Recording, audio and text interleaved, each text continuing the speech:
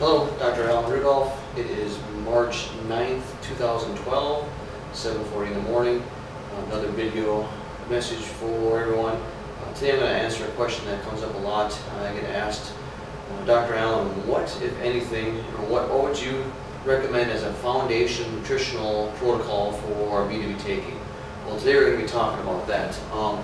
First off, I recommend that people take some form of plant nutrients.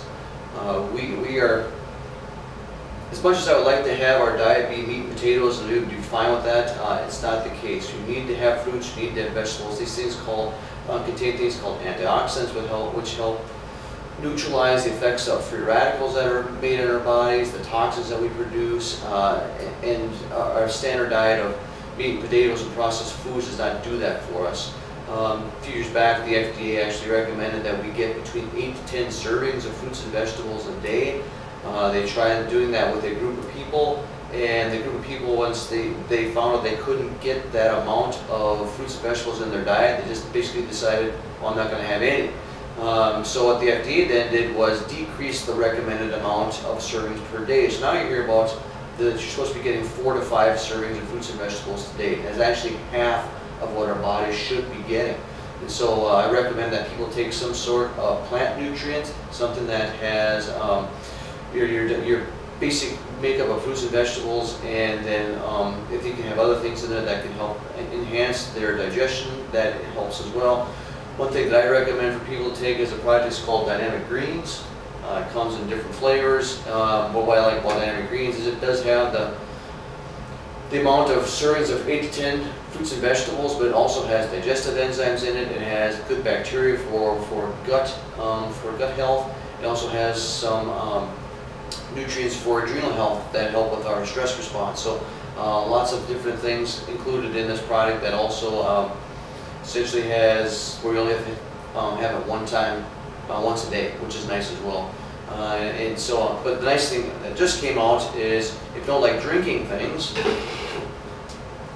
one of the companies I work with came out with something called Smart Multi, which actually has the plant, just came out, this is a brochure for it, it has the plant nutrients, and it's a multivitamin, multi-mineral, and you take it once a day. So once again, there's another good option as well as far as someplace where you can get your vitamins, your minerals, and your plant nutrients. Second thing I recommend people get is some sort of supplement that gives them the essential fatty acids. EPA, DHA are the kind of the terms get tossed around. EPA stands for eicosapentaenoic acid. DHA stands for doxahexaenoic acid. Basically, these things are the different forms of fatty acids. They are long-chain fatty acids that our body needs. They are anti-inflammatory. They are what makes up the majority of our nerves and our brain. Primarily, our brain is made of essentially 80% fat. So if somebody calls you a fathead, it's actually kind of a compliment. But essentially, we need to be getting between 2,000 to 4,000 micrograms of fish oils a day in order to help with keeping our nervous system and our inflammatory responses in check.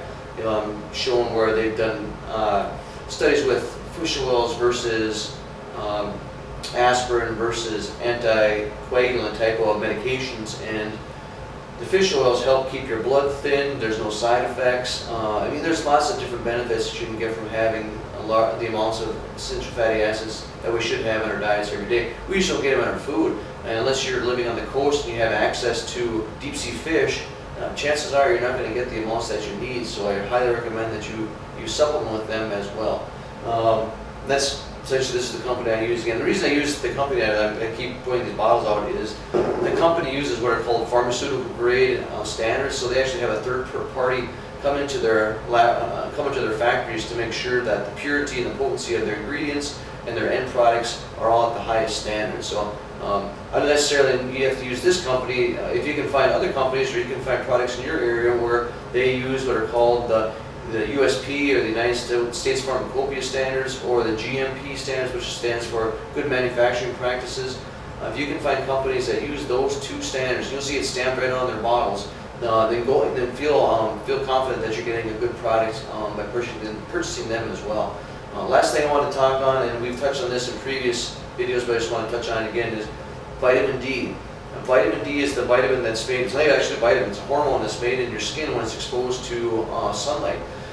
We know now that vitamin D has all sorts of effects in the body, not just what we've come to know, and that it helps with the absorption of calcium.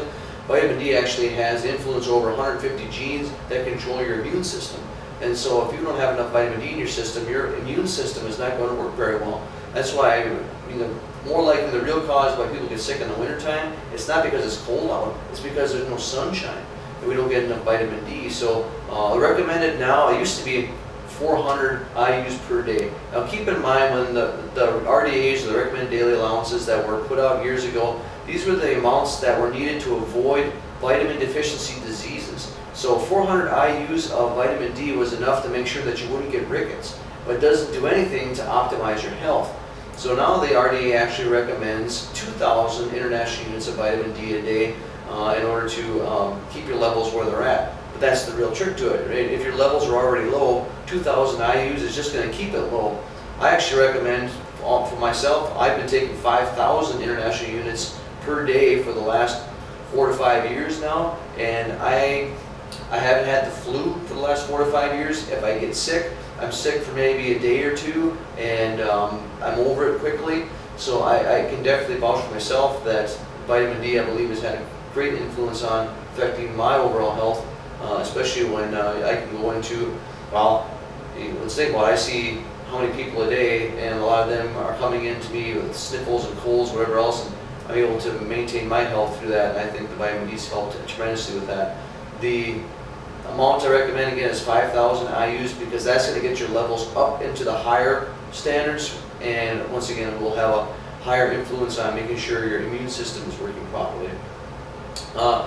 If you're interested in looking into these products, or doing more research on your own, a great website to go to is www.Nutridyne.com. That is the website for this company, but they do a really good job of getting out information about nutrition in general, so you can go to that website and do a search in their search engine for whatever you want to do as far that's health related, and they're probably going to have articles and research that you can read up and make your own decisions on what you'd like to do. Once again, the 3 things that I recommend are your plant nutrients, whether you get them in a powdered form that you mix with water, or if you can find a good company that makes a good capsule, recommend those. I recommend the essential fatty acids, and then also recommend vitamin D. That should do it for this episode. Make sure that you have a great day, and remember that you can create your own health and wellness.